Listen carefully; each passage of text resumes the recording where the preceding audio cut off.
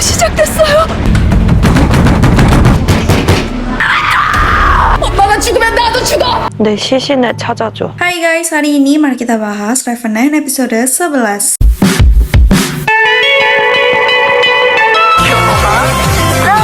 Di episode sebelumnya, Haesang merencanakan untuk mencari nama gadis tersebut di hari suci ketika tidak ada roh yang bisa menyakiti, yaitu pada tanggal 28 Februari. Tapi roh jahat mengetahuinya dan pergi mendatangi nenek Haesang untuk memberitahu semua rencana Haesang. 찾아올 거야.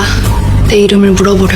Di sisi lain, nenek Haesang dan roh jahat memiliki janji, yaitu jika roh jahat hidup, maka nenek Haesang akan tetap hidup. 내가 살면 너도 살아. Sehingga nenek Haesang pun memanggil nama gadis yang dijadikan roh jahat tersebut dan namanya adalah Hyangi. 향이야. Namun sesuai dugaan bahwa ini semua adalah rencana Haesang. Sehari sebelum rencana dimulai, Kim Ji-won memberikan obat sesuai dengan jadwal minum obat nenek Haesang. Setelah itu, dia mengganti semua tanggal yang ada di rumah nenek Haesang. Bahkan tanggal dokumennya juga sudah ia ganti. Sehingga pada hari suci tanggal 28 Februari, Sanyong berpura-pura kerasukan. Dan saat dia menemui nenek Haesang pun percaya dan tanpa sadar dia memanggil nama roh tersebut. 향이야. 그 아이 향이가. Namun setelah neneknya sadar bahwa Sanyong hanya berpura-pura menjadi Hyangi, dia pun marah. Tapi kemudian Kim Ji-won membawa nenek Haesang ke rumah sakit tempat anaknya dibunuh. Di samping itu, hari suci akan segera berakhir dan di sini Sanyong berlari untuk mengunci pintunya dengan tali perbatasan. Nah, tepat setelah hari suci berakhir, roh jahat pun membalas perbuatan mereka. Dimulai dari Sanyong, dia membakar ruangan Sanyong. Tapi tenang, dia tidak membunuh Sanyong karena dia masih membutuhkan tubuh Sanyong. Namun tak lama kemudian, Sanyong mendapatkan penglihatan kalau ada korban lagi.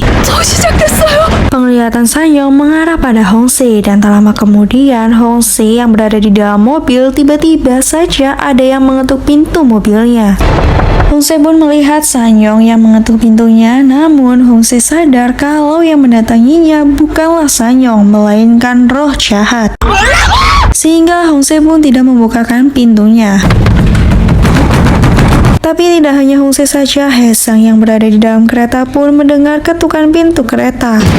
Lalu setelah itu, Haesang pun berusaha sekuat tenaga untuk menghindar dari roh jahat. Sementara itu, Sanyong bergegas pulang dan mengunci dirinya di dalam rumah dengan tali perbatasan agar roh jahat tidak menyakiti siapapun. Setelah itu, roh jahat pun pergi dan Haesang pun selamat. Setelah itu, di sini Hongse mendapatkan informasi mengenai data Hyangi dan Haesang mendapatkan benda terakhir yang berkaitan dengan roh jahat. Namun Haesang ingin memastikan kebenarannya apakah benda itu berkaitan dengan Hyangi. Akan tetapi roh jahat tidak tinggal diam, dia kembali menyerang dan kali ini ibu Sanyong yang akan jadi korban. Untungnya Sanyong datang tepat waktu dan dia pun langsung mengancam Hyangi jika Hyangi menyakiti ibunya maka dia akan bunuh diri agar Hyangi juga musnah. 엄마가 죽으면 나도 죽어. Setelah itu Hyangi melepaskan ibu Sanyong dan dia pun pergi menghilang bersama Sanyong untuk menemui nenek Haesang. Sementara itu Hongse mencari keberadaan Sanyong. Namun saat dia sedang mencari Sanyong, dia mengangkat telepon seseorang yang ingin bertemu dengan Sanyong. Namun karena Sanyong menghilang, akhirnya Hongse yang menemui orang tersebut. Dan di sini akhirnya Hongse mengetahui kebenaran mengenai Hyangi. Dan ternyata Hyangi dengan Mokdan adik kakak. Mereka hidup sangat kesusahan dan kelaparan. Nah, pada saat pemilihan tumbal, si dukun memilih Hyangi. Tapi di malam hari Hyangi tahu bahwa dia akan mati untuk dijadikan tumbal. Sehingga di esok hari saat Mokdan meminjam aksesoris rambutnya, dia pun memakaikannya. Dan karena itulah Mokdan yang diculik. Semenjak Mokdan diculik untuk dijadikan tumbal, ibu dan ayahnya melakukan bunuh diri. Sehingga karena itulah Hyangi memutuskan untuk mengembalikan uangnya dan menyelamatkan Mokdan. Akan tetapi ternyata si dukun tidak melepaskannya. Dia membunuh Mokdan lalu setelah itu menyekap Hyangi dan membunuhnya saat bulan purnama. Setelah mengetahui kebenarannya, Hongse pun menemui Haesang untuk menyegel roh Hyangi. Sementara itu, roh jahat Hyangi menemui nenek Haesang lalu dia membunuhnya. 넌 죽어.